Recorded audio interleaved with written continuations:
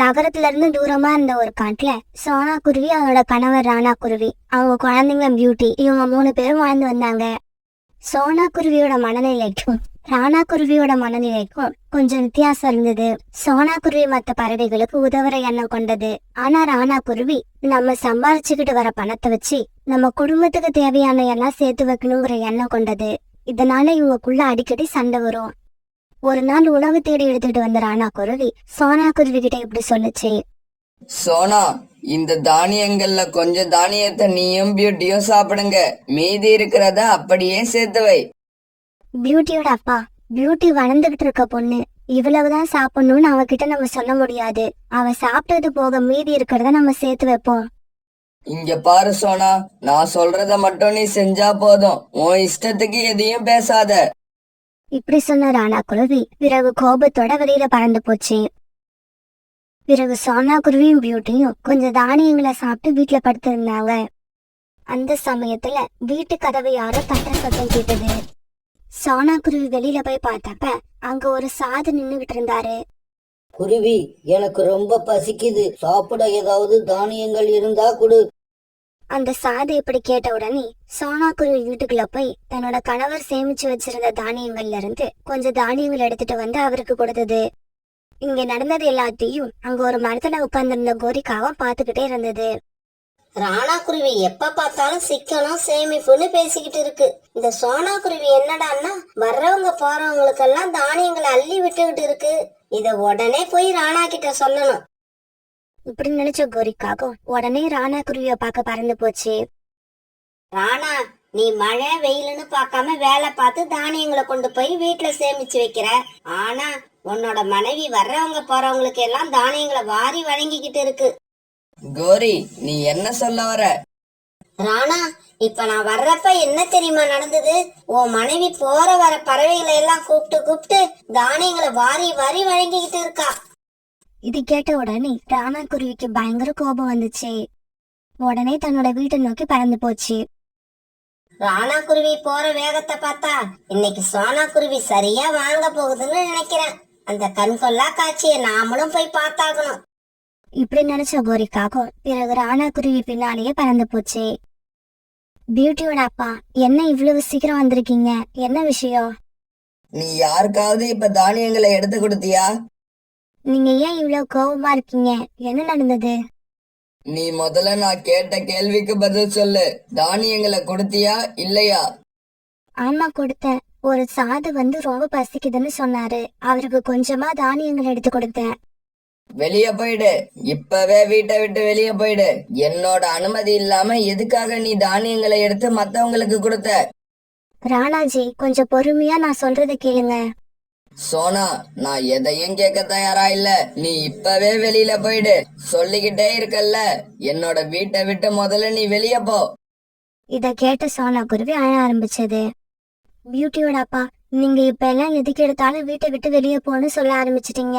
கிளம்பிடுறேன். இன்னைக்கு நான் நீங்க சொன்ன மாதிரியே வீட்டை விட்டு கிளம்பிடுறேன். பியூட்டி, வா நம்ம வீட்டை விட்டு வெளியே போயிடுவோம். பியூட்டி என் கூட தான் இருப்பா, என்னை விட்டுட்டு எங்கேயும் வரமாட்டா. அம்மாவும் அப்பாவும் இப்படி பேசிக்க பியூட்டி என்ன செய்யறதுன்னு தெரியாம அம்மாவையும் அப்பாவையும் மாறி மாறி பாத்துக்கிட்டு இருந்தது. திடீர்னு அழவும் ஆரம்பிச்சிருச்சு. பியூட்டி, அழாத. நான் எங்க போனாலும் உன்னையும் அழைச்சிட்டு தான் போவேன். உன்னை இங்க விட்டுட்டு நான் போக மாட்டேன்.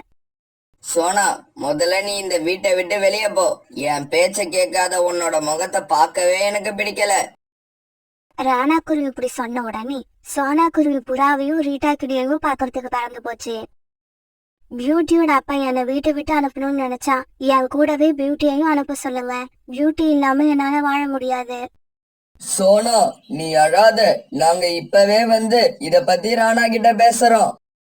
பிறகு புறா, ரீட்டா கிளி இவங்க 2 பேரையும் கூப்பிட்டுக்கிட்டு சோனா குருவி தன்னோட வீட்டுக்கு பறந்து போச்சு. ராணா குருவி தனக்கு சாதகமா பேசுறதுக்காக கோரிக்காவத்தையும் காலுக்காவத்தையும் தயார் பண்ணி வச்சிருந்தது. சோனா அதோ வந்துகிட்டு இருக்கு. கூட வர்றது யாரு? புறாவும் ரீட்டா கிளியுமா?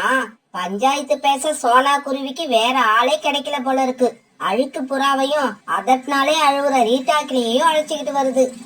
ராணா, சோனாவை நீ வெளியில அனுப்பணும்னு முடிவு பண்ணிட்டேன்னா பியூட்டியும் சேர்த்து அனுப்பிடு. பியூட்டி ரொம்ப சின்ன குழந்தை, அம்மா இல்லாம இருக்க மாட்டா. இங்க பாரு ரீட்டா, பியூட்டிய அனுப்புறதா வேண்டாமான்னு ராணா தான் முடிவு பண்ணணும். இது அவங்க குடும்ப விஷயம். அதுல தலையிடுறதுக்கு நீ யாரு? பாவம் ராணா கஷ்டப்பட்டு உழைச்சி தானியங்களை கொண்டு வந்து சேர்த்து வைக்குது. மகாராணி வீட்டுல உக்காந்துகிட்டு வாரி வாரி கொடுக்கறா. மனைவி இப்படி பொறுப்பு இல்லாம இருந்தா யாருக்குதான் கோபம் வராது? காலு, இது ராணாவோட குடும்ப விஷயம் தானே. பிறகு எதுக்காக நீயும் உன்னோட மனைவியும் அதுல தலையிடுறீங்க? ஒரு குடும்பத்துல தேவையில்லாம குழப்பம் வருதுன்னா கண்டிப்பா அங்க கோரி இருக்கணும். கோரி இல்லைன்னா குழப்பமே வராது. காலுஜி, இந்த அழுக்கு புறா என்னை பத்தி அபாண்டமா பேசுது, பாத்துக்கிட்டு சும்மா இருக்கீங்க? இவங்க இப்படி பேசிக்கிட்டு இருக்கப்ப இங்க நடக்கிற விஷயத்த கேள்விப்பட்டு அந்த காட்டுல வாழ்ந்த கழுகு அங்க வந்தது. இந்த காட்டுல மத்தவங்களுக்கு உதாரணம் சொல்றாப்புல இருந்த குடும்பம் உங்க குடும்பம் மட்டும்தான். இப்ப இங்கேயும் பிரச்சனை வந்துருச்சா?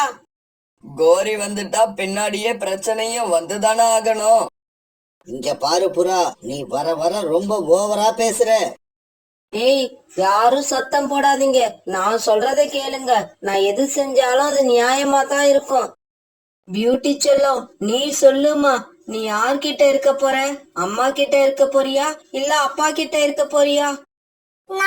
நான் எங்க அம்மா கூட போறேன். இங்க பாரு ராணா, பியூட்டி அவங்க அம்மா கூட போக ஆசைப்படுறா. சோனா கூடவே அவளை அனுப்பி வை. கழுகக்கா, பியூட்டி ரொம்ப சின்ன குழந்தை. நல்லது கெட்டது எதுவும் அவளுக்கு தெரியாது. ஏய் கோரி, மத்தவங்க கிட்ட பேசுற மாதிரி என்கிட்ட பேசி பாக்குறியா? நான் சொன்னா சொன்னதுதான். என் முடிவை எதிர்த்து இங்க யாரும் பேசக்கூடாது. பியூட்டி, நீ விருப்பப்பட்டபடியே உங்க அம்மா கூட போகலாம். பிறகு சோனா குருவி பியூட்டி அழைச்சுக்கிட்டு பறந்து போக ஆரம்பிச்சது. அம்மா, நாம எங்க பாட்டி வீட்டுக்கா போறோம்? இல்ல பியூட்டி, பாட்டி இந்த விஷயத்த கேள்விப்பட்டா ரொம்ப மனசு கஷ்டப்படுவாங்க. அதனால நம்ம தனியா தான் தங்க போறோம். இப்படி சொன்ன சோனா குருவி பிறகு ரொம்ப தூரம் பறந்து போய் ஒரு பெரிய மரத்துல ஒரு கூடு கட்டிக்கிச்சு. சோனா குருவியும் பியூட்டியும் அந்த கூட்டுல வாழ ஆரம்பிச்சாங்க. ராணா குருவியும் தன்னோட மனசுல குழப்பம் இருந்தாலும் எப்போதும் போல வேலைக்கு போக ஆரம்பிச்சது. இப்படியே சில நாட்கள் நகர்ந்துச்சு. அப்பா அப்பா, என்னோட ரெக்கையில காயம் பட்டுடுச்சு. எனக்கு ரொம்ப வலிக்குது. பியூட்டி, பியூட்டி, உனக்கு என்ன ஆச்சு? அப்பா கிட்ட வந்துரு. அப்பா கிட்ட வா. இப்படி கனவு கண்டுகிட்டு இருந்த ராணா குருவி திடீர்னு கண் விழிச்சிருச்சு. பியூட்டியோட ரெக்கையில உண்மையிலேயே காயம் பட்டிருக்குமா? இல்ல இல்ல, இது வெறும் கனவுதான். அப்படியெல்லாம் கண்டிப்பா நடந்திருக்காது. பியூட்டிய தனியா கூட்டுல விட்டுட்டு போக மனசு இல்லாதால சோனா குருவி உணவு தேட போறப்ப பியூட்டியையும் கூப்பிட்டுக்கிட்டு போச்சு. அம்மா அம்மா, என்னால முடியல, ரொம்பவும் கஷ்டமா இருக்கு. இப்படி சொன்ன பியூட்டி ஒரு மரத்துல உட்காந்துருச்சு. இப்படி மரத்துல உட்கார்ந்த பியூட்டிக்கு மூச்சு வாங்க ஆரம்பிச்சது. பியூட்டிக்கு இப்படி மூச்சு இறைக்கிறத பார்த்த சோனா குருவிக்கு ரொம்பவும் பாவமா இருந்தது. பியூட்டி, நான் ஒன்னு சொல்லுவேன், கேப்பியா? சொல்லுங்கம்மா, நீங்க என்ன சொன்னாலும் கேட்பேன். பியூட்டி, எனக்கு என்னமோ உன்னை என் கூட அழைச்சிட்டு வந்து உன்னை ரொம்ப கஷ்டப்படுத்துறேன்னு தோணுது. உன்னை பிரிய மனசு இல்லாம அழைச்சிட்டு வந்துட்ட. இப்ப நீ என் கூட வந்து கஷ்டப்படுறத பாக்கும்போது நான் தப்பு பண்ணிட்டேன்னு தோணுது. நீ உங்க அப்பா கிட்ட போயிடு. அப்படி போயிட்டா 3 வேளையும் உனக்கு உணவு கஷ்டம் இல்லாம கிடைச்சிடும். அம்மா, நான் நீங்க இல்லாம இருக்க மாட்டேன். இங்க பாரு பியூட்டி, அம்மா சொல்றத கேளு. அம்மா உன்னை அடிக்கடி வந்து பாப்பேன். வரப்போற குளிர்காலத்துல நீ இந்த கூட்டுல வாழறது ரொம்பவும் கஷ்டமான விஷயம். இப்படி சொன்ன சோனா குருவி பிறகு பியூட்டியை அழைச்சுக்கிட்டு ரீட்டா கிளி வீட்டுக்கு போச்சு. ரீட்டா, நீ பியூட்டி அழைச்சுக்கிட்டு போய் அவங்க அப்பா கிட்ட விட்டுடு. என் கிட்ட வீடும் இல்ல, சரியான முறையில பியூட்டிக்கு உணவு கொடுக்க முடியல. சோனா, உன்னோட கஷ்டத்தை என்னால நல்லா உணர முடியுது. ஒவ்வொரு அம்மாவும் தான் குழந்தை எந்த குறையும் இல்லாம வளர்றதான் விரும்புவா. பிறகு ரீட்டா கிளி பியூட்டி அழைச்சுக்கிட்டு ராணா குருவியோட வீட்டுக்கு போச்சு. பியூட்டி, இப்ப உனக்கு தெரிஞ்சதா? உங்க அம்மாவால உனக்கு உணவு கொடுக்க முடியாது. அப்படி இல்லப்பா, அம்மாவால நான் கஷ்டப்படுறத பார்க்க முடியல. அதனாலதான் இங்க அனுப்பி விட்டாங்க. ஒரு நாள் ராணா குருவியும் பியூட்டியும் வீட்டுக்கு வெளியில உட்காந்து பேசிக்கிட்டு இருக்கும்போது அந்த சாது பறவை அங்க வந்தது. சின்ன குருவியே, அன்னைக்கு எனக்கு சாப்பிட தானியங்களை கொடுத்த உன்னோட அம்மா எங்க? சாது பறவையே, நீங்க யார கேக்குறீங்க? அப்பா, இவங்க நம்ம அம்மாவை தான் கேக்குறாங்க. அம்மா தானியங்களை கொடுத்துட்டாங்கன்னு அம்மா கூட சண்டை போட்டு அவங்களை வீட்டை விட்டு அனுப்பினீங்கல்ல, அன்னைக்கே இவங்க தான் வந்து தானியங்களை வாங்கிக்கிட்டு போனாங்க. பியூட்டி, நீ சொல்றது உண்மையா? ஆமா மகனே, ஒரு நாள் எனக்கு எங்கேயுமே உணவு கிடைக்கல. பசியில துடிச்சு போய் உங்க வீட்டுக்கு வந்தேன். கேட்ட உடனே இல்லன்னு சொல்லாம எனக்கு கொஞ்சம் தானியங்களை கொண்டு வந்து உன்னோட மனைவி கொடுத்தா. அப்படி ஒரு நல்ல மனசு கொண்ட பறவைய நீ மனைவியா அடைஞ்சது உன்னோட பாக்கியம். ஐயா, நீங்க இப்ப எதுக்காக வந்தீங்க? உங்களுக்கு இப்ப ஏதாவது தானியங்கள் தேவைப்படுதா? நான் எடுத்துக்கிட்டு வரவா? வேண்டாம், எனக்கு இப்ப பசிக்கல. நான் சந்திச்ச பெரிய பணக்கார பறவை ஒண்ணு என்கிட்ட ஒரு வைரத்தை கொடுத்தது. இந்த வைரம் ஊர் ஊரா போய்கிட்டு இருக்க என்கிட்ட இருந்து எந்த புண்ணியமும் இல்ல. எனக்கு இது தேவையும் இல்ல. உன் மனைவி மாதிரி ஒரு நல்ல உள்ளம் கொண்ட பறவை கையில கிடைச்சா பல பேருக்கு உபயோகமாயிருக்கும். இந்தா, இத உன்னோட மனைவி கிட்ட கொடுத்துடு. இப்படி சொல்லிட்டு அந்த சாது பறவை அங்க இருந்து பறந்து போயிடுச்சு. பியூட்டி, அன்னைக்கு உன்னோட அம்மா இப்படி பசியோட வந்த பறவைக்கு உணவு கொடுத்திருப்பான்னு எனக்கு தெரியாது. நான் பெரிய தப்பு பண்ணிட்டேன். அப்பா, அம்மா அன்னைக்கு இந்த உண்மையை தான் உங்ககிட்ட சொல்ல வந்தாங்க. ஆனா நீங்க அவங்க பேசவே விடல. சரி பியூட்டி, கிளம்பு. நாம இப்பவே போய் உங்க அம்மாவை அழைச்சுக்கிட்டு வந்துருவோம். ஆமா, உங்க அம்மா என்ன மன்னிச்சு நம்ம கூட வருவாளா? ராணா குருவியும் பியூட்டியும் இப்படி பேசிக்கிட்டு இருக்கும் போது இங்க நடந்தது எதுவுமே தெரியாம சோனா குருவி தன்னோட பொண்ணு பியூட்டிய பார்க்க அங்க வந்தது. நான் பியூட்டிய பார்த்து கொஞ்ச நேரம் பேச ஆசைப்படுறேன், எனக்கு அனுமதி கிடைக்குமா? சோனா, என்ன மன்னிச்சிடு. அன்னைக்கு என்ன நடந்ததுன்னு தெரியாம உன்கிட்ட ரொம்ப கோவப்பட்டு பேசிட்டேன். தயவு செய்து என்ன மன்னிச்சிடு. வீட்டுக்குள்ள வா. அம்மா, அப்பாவுக்கு எல்லா உண்மையும் தெரிஞ்சு போச்சு. அப்பாவை மன்னிச்சு வீட்டுக்குள்ள வாமா. இதுக்கப்புறம் அப்பா இந்த மாதிரி உன்கிட்ட கோவப்படவே மாட்டாங்க. அன்னைக்கு பொறுமையா ஒரு நிமிஷம் என் பேச்சை கேட்டிருந்தீங்கன்னா இந்த பிரச்சனையே வந்திருக்காது. அதுக்கப்புறம் அந்த வீட்டுல பழையபடி மகிழ்ச்சியும் சந்தோஷமும் பரவ ஆரம்பிச்சது. காலேஜி, உங்களுக்கு விஷயம் தெரியுமா? ராணா குருவியும் சோனா குருவியும் மறுபடியும் ஒண்ணு சேர்ந்துட்டாங்களாம். அப்படியா கோரி? நாம உப்பு விற்க போனா மழை பெய்யுது, மாவு விற்க போனா காத்தடிக்குது. இப்ப எனக்கு என்ன பண்றதுன்னே தெரியல. காலேஜி, நாம அதை நினைச்சு மனச தளர விட்டுற கூடாது. அடுத்தடுத்து அவங்கள பிரிக்க முயற்சி பண்ணிக்கிட்டே இருக்கணும்.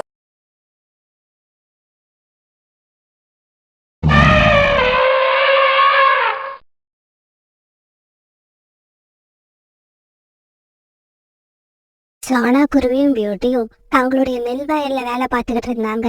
அந்த வருஷம் அவங்க தங்களுடைய வயல்ல நெல்மணிகளை பயிரிட்டு இருந்தாங்க. சோனா குருவியோட வீட்டுக்கும் பக்கத்துல காலுக்காகவும் கோரிக்காகவும் வாழ்ந்து வந்தாங்க. அவங்க வீடு ரொம்பவும் பெரிய வீடு. சோனா குருவி கிட்ட இருக்கிற வயல் மாதிரி அவங்க கிட்ட 5 மடங்கு அதிகமா இருந்தது.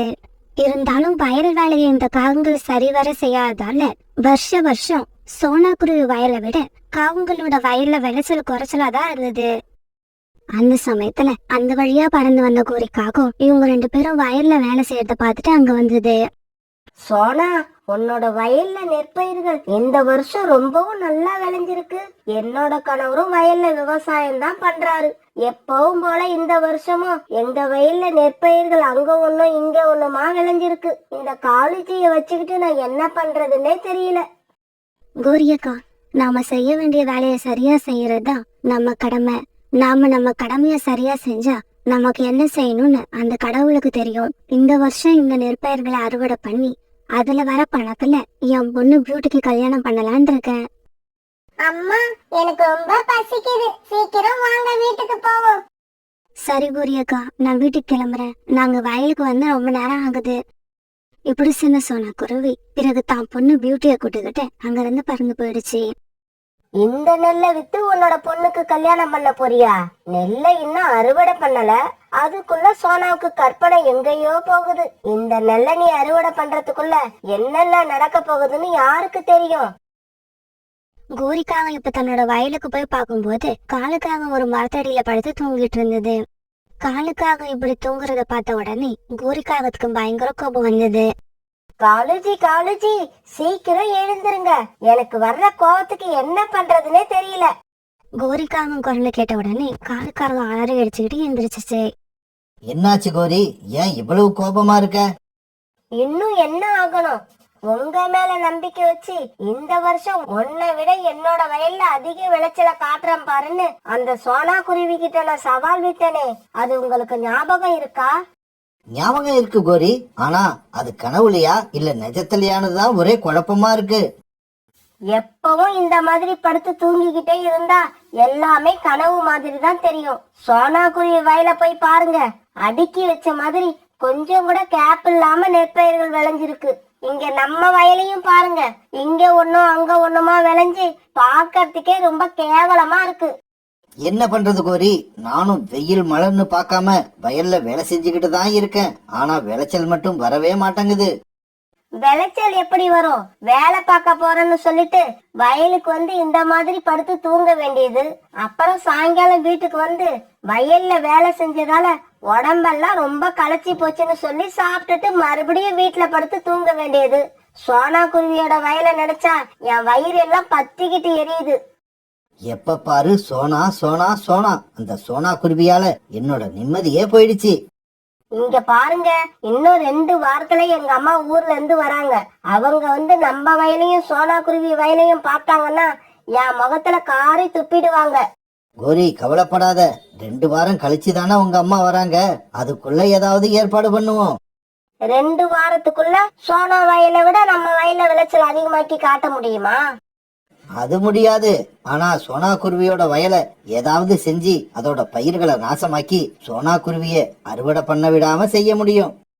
காலுஜி, நீங்க எவ்வளவுதான் சோம்பேறியா இருந்தாலும் இந்த மாதிரி புத்திசாலித்தனம் உங்ககிட்ட இருக்கிறதாலதான் உங்களை எனக்கு ரொம்ப பிடிச்சிருக்கு. காலுஜி, நீங்க என்ன வேணாலும் பண்ணுங்க, ஆனா சோனா குருவி வயலை விட நம்ம வயல்ல விளைச்சல் அதிகமா இருக்கணும். இப்படி பேசிக்கிட்ட காலுக்காகவும் கோரிக்காகவும் பிறகு தங்களோட வீட்டுக்கு பறந்து போனாங்க. ஒரு நாள் தன்னோட வீட்டுக்கு பறந்து போய்கிட்டு இருந்த சோனா குருவி புறாவை பார்த்துட்டு அங்க போச்சு. சோனு, உன் பொண்ணு பியூட்டிக்கு கல்யாண பேச்சு நடக்குதுன்னு கேள்விப்பட்ட, உண்மையா? ஆமாம் புறா அண்ணா, இப்ப கூட அது விஷயமா மாப்பிள்ளை வீட்டுக்கு தான் போயிட்டு வரேன். அவங்களுக்கும் பியூட்டிய பிடிச்சு போச்சு, எங்களுக்கும் மாப்பிள்ளைய பிடிச்சிருக்கு. இன்னும் 2 வாரம் கழிச்சு கல்யாணம் வச்சுக்கலான்னு முடிவு பண்ணிட்டோம். அப்படியா? ரொம்ப சந்தோஷம். அப்புறம் கல்யாண செலவுக்கு பணம் எல்லாம் ரெடி பண்ணிட்டியா? புறா அண்ணா, கையில கொஞ்சம் தான் பணம் இருக்கு. அப்படியா? மீதி பணத்துக்கு என்ன பண்ண போற? இந்த தடவை வயல்ல விளைச்சல் நல்லா இருக்கிறதால மீதி படத்துக்கு நெல்லை அறுவடை பண்ணி அதை வித்து சமாளிக்கலான்னு ஒரு நம்பிக்கையில இருக்கேன். சோனா, அடுத்த வாரத்துல இருந்து ராத்திரி வயல்ல போய் காவலுக்கு இரு. வயல்ல வேலை செஞ்சு விளைச்சலை கொண்டு வர்றது எவ்வளவு முக்கியமோ அதே அளவு வயல்ல விளைஞ்ச நெற்பயிர்களை திருட்டு போகாம பாதுகாக்கிறதும் முக்கியம். இன்னும் 2 நாள்ல என் வயல்ல அறுவடை முடிஞ்சிடும். தேவைப்பட்டா சொல்லு, நானும் உன் கூட வயல்ல வந்து காவலுக்கு இருக்கேன். இப்படி பேசிக்கிட்ட புறாவும் சோனா குருவியும் பிறகு அங்கிருந்து தங்களோட வீடுகளுக்கு பறந்து போனாங்க. பியூட்டி, இதுக்கப்புறம் நீ வயல்ல என் கூட வந்து வேலை செய்ய தேவையில்ல, வீட்லயே இரு, அது போதும். ஏம்மா அப்படி சொல்றீங்க? நான் ஏன் வந்து நம்ம வயல்ல வேலை செய்யக்கூடாது? இங்க பாரு பியூட்டி, உன் கல்யாணத்துக்கு இன்னும் 2 வாரம் தான் இருக்கு. கல்யாணத்தை இவ்வளவு பக்கத்துல வச்சுக்கிட்டு நீ வெளியில எங்கேயும் வரக்கூடாது. அம்மா, நீங்க சொல்றதெல்லாம் பார்த்தா எனக்கு கல்யாணம் பண்ணிக்கவே பிடிக்கல. இங்க பாரு பியூட்டி, அப்படியெல்லாம் சொல்லக்கூடாது. இப்படி ஆரம்பத்துல சொல்ற பொண்ணுங்க தான் கல்யாணம் பண்ணி போனதுக்கு அப்புறம் அம்மா வீட்டை சுத்தமா மறந்துடுவாங்க. இப்படியே சில நாட்கள் நகர்ந்துச்சு. ஒரு நாள் நதிக்கரையில சோனா குருவி உட்கார்ந்துருக்கப்ப கோரிக்காக அங்க வந்தது. சோனா, உன்னோட வயலை எப்ப அறுவடை பண்ண போற? கோரி அக்கா, இன்னும் 4 நாள் கழிச்சு என்னோட பொண்ணுக்கு கல்யாணம். அதனால என்னோட வயலை நாளைக்கு அறுவடை பண்ண போறேன். அப்பதான் கல்யாண செலவுக்கு என் கையில காசு இருக்கும். சோனா, உன் பொண்ணு கல்யாணத்துக்கு நீ இந்த வயலையா நம்பி இருக்க? உன்னை நினைச்சா எனக்கு ரொம்ப பாவமா இருக்கு. நாளைக்கு நீ இந்த வயலை அறுவடை பண்ண போறதும் இல்ல, உன் பொண்ணு கல்யாணம் நடக்க போறதும் இல்ல. என்ன கோரி அக்கா, எதுவும் பேசாம ஏதோ யோசிச்சுக்கிட்டு இருக்கீங்க? வேற ஒண்ணும் இல்ல சோனா, நீ தனியாலாம் நின்னு உன் பொண்ணு கல்யாணத்தை இப்படி நடத்த போறல்ல, அத நினைச்சா எனக்கு ரொம்ப பெருமையா இருக்கு. பியூட்டி, நீ பத்திரமா வீட்ல இரு. அம்மா வயலுக்கு காவல் இருந்துட்டு நாளைக்கு காலையில வந்துருவேன். அம்மா, நீ மட்டும் எப்படிம்மா தனியா போவ? நானும் வரேன். இல்ல பியூட்டி, நான் தனியா போகல, புறா அண்ணனும் என் கூட காவல் இருக்க வரதா சொல்லியிருக்காங்க. இப்படி சொன்ன சோனா குருவி பிறகு தன்னோட வயலை நோக்கி பறந்து போச்சு. பிறகு ராத்திரி ஆச்சு. காலுஜி, சீக்கிரம் கிளம்புங்க, விடிஞ்சா சோனா குருவி தன்னோட வயலை அறுவடை பண்ண ஆரம்பிச்சிடும். விடிஞ்சாதானே? விடியறதுக்கு முன்னாடியே சோனா குருவி வயல்ல நாம அறுவடையை முடிச்சிடுவோம். இப்படி பேசிக்கிட்ட காலுக்காகவும் குறிக்காகவும் சோனா குருவி வயல்ல அறுவடை பண்றதுக்காக பறந்து போனாங்க. காலுஜி, அங்க பாருங்க, சோனா குருவியும் புறாவும் வயலுக்கு காவ காத்துக்கிட்டு இருக்காங்க. நான் இப்படி நடக்கும்னு எதிர்பார்க்கவே இல்ல. கோரி, கொஞ்சம் பொறுமையா இரு. எப்பேற்பட்ட காவல்காரங்களா இருந்தாலும் விடிய போற நேரத்துல கண்டிப்பா அவங்களுக்கும் தூக்கம் வந்துடும். நாம சத்தம் போடாம அந்த நேரத்துக்காக காத்திருப்போம். இப்படி பேசிக்கிட்ட காலுக்காகவும் குறிக்காகவும் புறாவும் சோனாவும் தூங்க போற நேரத்துக்காக காத்திருந்தாங்க. காலுக்காக சொன்ன மாதிரி விடியறதுக்கு இன்னும் கொஞ்ச நேரம் பாக்கி இருக்கிறப்ப சோனா குருவியும் புறாவும் தங்களை மறந்து தூங்க ஆரம்பிச்சாங்க. காலுஜி, அவங்க 2 பேரும் தூங்கிட்டாங்க. சீக்கிரமா நாம போய் நெற்கதிர்களை அறுவடை பண்ணுவோம். கோரி, விடியறதுக்கு இன்னும் கொஞ்ச நேரம் தான் இருக்கு. நாம அதுக்குள்ள அறுவடையை முடிக்க முடியாது. அப்படின்னா இப்ப நம்ம என்னதான் பண்றது? பேசாம இந்த வயலுக்கு தீய வச்சுட்டு நாம எஸ்கேப் ஆயிடுவோம். இல்லன்னா சோனா குருவி இன்னும் கொஞ்ச நேரத்துல தன்னோட வயலை அறுவடை பண்ண ஆரம்பிச்சிடும். இப்படி சொன்ன காலுக்காகவும் பிறகு நெருப்பை எடுத்துக்கிட்டு வந்து சோனாவோட வயலுக்கு தீ வச்சது. காங்கள் சோனா குருவியோட வயலுக்கு வச்ச தீ நல்லா கொழுந்து விட்டு எரிய ஆரம்பிச்சது. இந்த சமயத்துல கண் வச்ச சோனா குருவி தன்னோட வயல் எரியறத பார்த்துட்டு கண்ணீர் விட்டு அழ ஆரம்பிச்சது. புறாண்ணா, இன்னும் 2 நாள்ல என் பொண்ணுக்கு கல்யாணம். அதை நினைச்சு என்னென்னவோ கற்பனையில இருந்த. இப்ப எல்லாமே கனவா கழிஞ்சு போயிடுச்சு. இந்த சமயத்துல ரீட்டா கிளி அங்க அவசரமா பறந்து வந்தது. சோனா சோனா, காலுக்காகவும் கோரிக்காகவும் உங்களோட வயல் பக்கத்துல இருந்து அவங்களோட வீட்டுக்கு இப்பதான் பறந்து போனாங்க. அத பார்த்தனா சந்தேகப்பட்டு உன்னோட வயலை பாக்கிறதுக்கு தான் இங்க வந்தேன். நான் நினைச்சது சரியா போயிடுச்சு. உன்னோட வயலுக்கு தீ வச்சது கண்டிப்பா அந்த காகங்களாதான் இருக்கும். சோனா, நீ அழாம என் கூட கிளம்பி வா. நாம பருந்தரசர் அரண்மனைக்கு போய் நடந்த விஷயத்த சொல்லிட்டு வருவோம். இப்படி பேசிக்கிட்டு இவங்க 3 பேரும் பரந்தரசோட அரண்மனைக்கு போய் நடந்தது எல்லாத்தையும் அரசர்கிட்ட சொன்னாங்க. இங்க பாருங்க பறவைகளே, காகங்கள் உங்க வயலுக்கு தீ வச்சத கண்ணால பார்த்த சாட்சி யாராவது இருக்கணும். இல்லன்னா காகங்கள் அவங்க வாயாலேயே சோனா குருவியோட வயலுக்கு நான் தான் தீ வச்சேன்னு ஒத்துக்கணும். இந்த 2ல ஏதாவது ஒண்ணு நடந்தாதான் என்னால அவங்களுக்கு தண்டனை கொடுக்க முடியும். இந்த 2மே நடக்க போறது கிடையாது. என் பொண்ணுக்கு கல்யாணம் நடக்க போறது கிடையாது. சோனா, நம்பிக்கையை இழக்காத. இந்த மாதிரி சமயத்துலதான் நாம தைரியமா இருக்கணும். கவலைப்படாம இரு. அந்த காகங்களை அவங்க வாயாலேயே நான் தான் சோனா குருவி வயலுக்கு தீ வச்சேன்னு சொல்ல வைக்கிறேன். புறா, நீ சொல்றது நடக்குமா? காகங்கள் என்ன நடந்தாலும் அவங்க செஞ்ச தவிர ஒத்துக்கிட்டதான் சரித்திரமே கிடையாது. அப்படி இல்ல ரீட்டா, காகங்களோட பேராசையை தூண்டி விட்டா அவங்க எது வேணாலும் சொல்லுவாங்க. பருந்து மகாராஜா, இந்த விஷயத்துல உண்மையை வெளியில கொண்டு வர நீங்க எங்களுக்கு ஒரு உதவி பண்ணணும். உதவியா? என்கிட்ட என்ன உதவியை எதிர்பார்க்கறீங்க? கேளுங்க, என்னால முடிஞ்சா நான் கண்டிப்பா செய்வேன். எனக்கு ஒரு பானை நிறைய பொற்காசுகள் வேணும். அத நீங்க எனக்கு கொடுத்தா அதுல ஒரு காசு கூட குறையாம ஒரே நாள்ல அத உங்களுக்கு திருப்பி கொடுத்துருவேன். அது மட்டும் இல்ல, சோனா குருவியோட வயலுக்கு காகங்கள் தான் தீ வச்சாங்கன்னு நிரூபிப்பேன். மந்திரி, இந்த புறா கேட்ட மாதிரி இவங்களுக்கு ஒரு பானை பொற்காசுகளை கொடுத்து அனுப்புங்க. அதே சமயம் இவங்களை தொடர்ந்து கண்காணிச்சுக்கிட்டே இருங்க. கோரி, நாம சோனா குருவியோட வயலுக்கு தீ வச்சத பத்தி நம்ம காட்டுல உள்ள பறவைங்க என்ன பேசிக்கிறாங்க? காலுஜி, தீ வச்சிட்டு வந்ததுல இருந்து நானும் உங்க கூட வீட்லயே தான் இருக்கேன். உங்களுக்கு தெரியாதப்ப எனக்கு மட்டும் எப்படி தெரியும்? சரி வா, வீட்டு வாசல்ல போய் உக்காருவோம். யாராவது பறவைகள் இந்த பக்கமா போனா அவங்கள கூப்பிட்டு விசாரிப்போம். இப்படி பேசிக்கிட்ட காலுவும் கோரியும் தங்களோட வீட்டு வாசலுக்கு போனாங்க. அப்ப அந்த வழியா வந்த ரீட்டாவை மடக்கி நிறுத்தி இப்படி பேச ஆரம்பிச்சாங்க. ரீட்டா, நாங்க 2 பேரும் காலையில இருந்து வீட்டை விட்டு கிளம்பவே இல்ல. இன்னைக்கு நம்ம காட்டுல ஏதாவது ஹாட் நியூஸ் இருக்கா? கோரி, உனக்கு விஷயமே தெரியாதா? நேத்து ராத்திரி சோனா குருவியோட வயலுக்கு யாரோ தீ வச்சுட்டாங்க. ஐயோ, அப்புறம்? அத ஏன் கேக்குறப்போ, இப்படி தீ வச்சதால சோனா குருவியோட நிலம் வெடிச்சு நிலத்துக்குள்ள இருந்த தங்க காசுகள் நிரம்பி ஒரு பானை வெளியில வந்துருச்சான். அத போய் பார்த்துட்டு வரலான்னு தான் இப்ப நான் சோனா குருவி வீட்டுக்கு போய்கிட்டு இருக்கேன். காலுஜி, என்னங்க இது? நாம பிள்ளையா பிடிக்க நினைச்சோம், அது குரங்கா மாறிடுச்சு போல இருக்கு. இப்படி பேசிக்கிட்ட காலுக்காகவும் கோரிக்காகவும் உடனே சோனா குருவி வீட்டுக்கு பறந்து போனாங்க. இங்க பாருங்க, எனக்கு பேராசை எல்லாம் கிடையாது. நான் எப்பவுமே நியாயமா தான் நடந்துப்பேன். என் வயலுக்கு தீ வச்சவங்க என்ன நினைச்சு தீ வச்சாங்கன்னு எனக்கு தெரியாது. ஆனா இப்ப இந்த புதையல் எனக்கு கிடைக்க அவங்கதான் காரணம். அதனால அவங்க செஞ்ச உதவியை என்னைக்குமே மறக்க மாட்டேன். அதே சமயம் அவங்க யாருன்னு எனக்கு தெரிய வந்தா எனக்கு கிடைச்ச இந்த புதையல்ல பாதியை அவங்க கிட்ட கண்டிப்பா கொடுப்பேன். இதை கேட்ட உடனே கோரிக்கா அதுக்கு பேராசை தாங்கல. காலுஜி சீக்கிரம் வாங்க, சோனா குருவியோட வயலுக்கு தீ வச்சது நாம தான் உண்மையை ஒத்துக்கிட்டு பாதி புதையல வாங்கிப்போம்.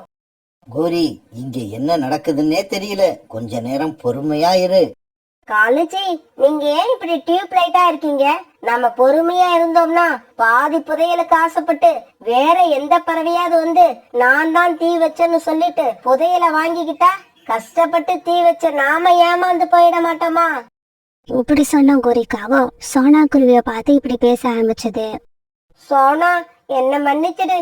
என்னோட வயலை விட உன் வயல்ல விளைச்சல் அதிகமா இருந்ததால பொறாம புடிச்சு உன்னோட வயலுக்கு நானும் காலேஜியும் தான் தீ வச்சோம். அதனால தீ வச்சவங்களுக்கு என்ன கொடுக்கணும்னு ஆசைப்படுறியோ அதை எங்களுக்கே கொடு. கோரிக்காக இப்படி சொல்லி முடிச்ச உடனே சோனா குருவி விட்டு கண்காணிச்சுக்கிட்டு இருந்த அரண்மனை வீரர்கள் உடனே வெளியே வந்தாங்க.